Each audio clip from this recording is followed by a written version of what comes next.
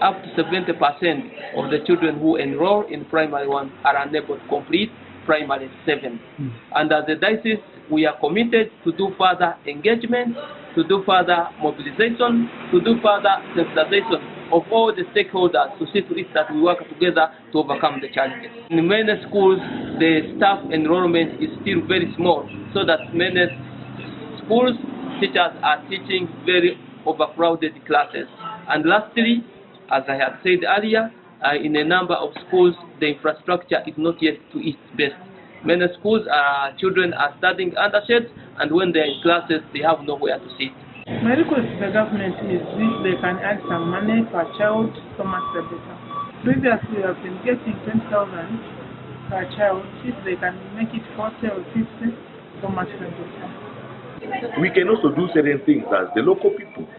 Things like laying bricks, baking them, and then providing a simple structure. We could do.